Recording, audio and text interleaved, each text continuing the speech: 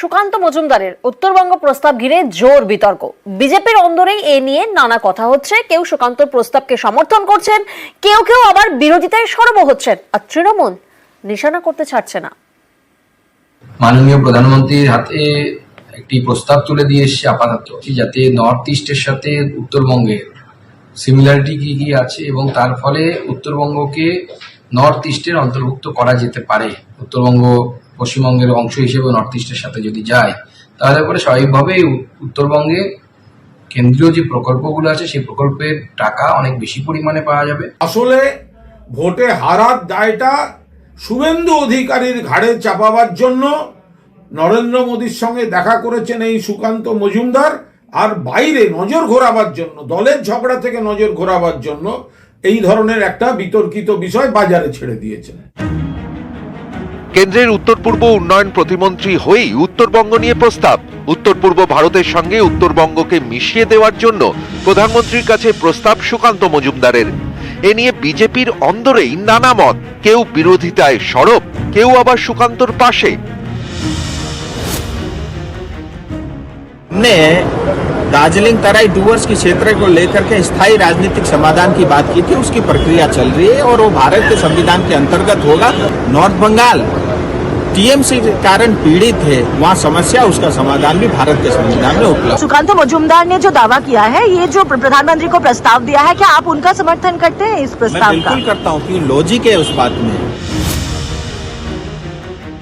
এই যে 24-এ পরিণাম আসছে, এই পরিণামে উনি একটু হতাশ আছেন।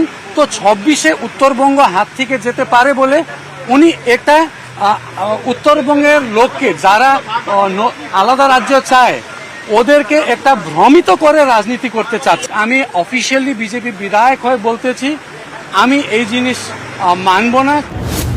বাংলায় কেন্দ্রীয় প্রকল্পের কাজ হলে কেন্দ্র দেয় 60% টাকা, রাজ্যকে দিতে হয় 40%।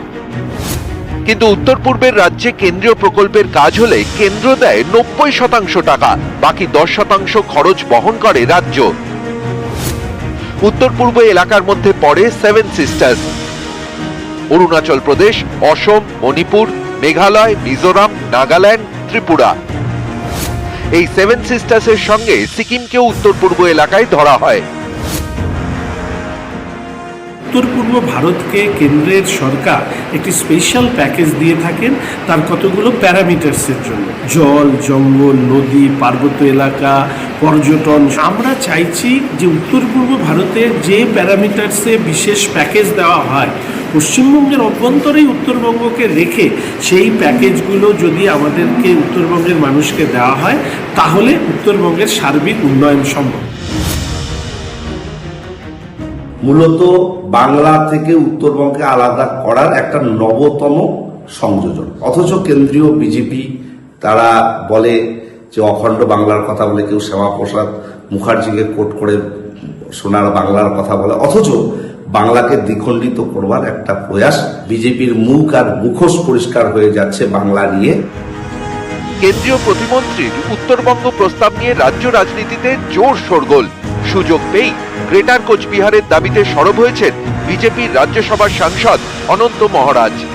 গ্রেটার কোচবিহার মানুষের ডিমান্ড, 2015 সনে যে কমিটমেন্ট আছে ভারত সরকার গৃহ মন্ত্রণালয়ের হাই প্রোফাইল মিটিংয়ে যেটা কমিটমেন্ট হয়েছে, এবার অতি শীঘ্র করতে হবে গভর্নমেন্ট। কোচবিহার কখনো পশ্চিমবঙ্গের সঙ্গে যুক্ত নয়, আজ পর্যন্ত নয়। গভর্নমেন্টে ক্লিয়ার বলেছে গ্রেটার কোচবিহার রাজ্য পুনর্গঠনে তার কোনো আপত্তি নেই বলে পশ্চিমবঙ্গ সরকার বলেছে। দ্রুত চাচ্ছি, দ্রুত কোচবিহার রাজ্য, গ্রেটার কোচবিহার রাজ্য পুনর্গঠন হওয়া দরকার।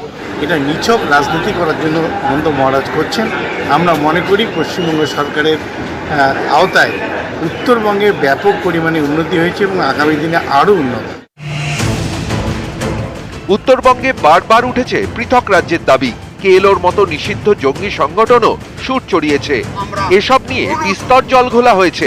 এবার সুকান্ত মজুমদারের উত্তরবঙ্গকে উত্তর পূর্বের সঙ্গে মিশিয়ে দেওয়ার প্রস্তাব, সেটাও প্রধানমন্ত্রীর কাছে। এ নিয়ে জোর বিতর্ক। এদিকে 2026 সালে বাংলায় বিধানসভা ভোট। অনেকের ধারণা এই বিষয়টি আগামী বিধানসভা ভোটেও ইস্যু হয়ে উঠতে পারে। নিউজ 18 বাংলা।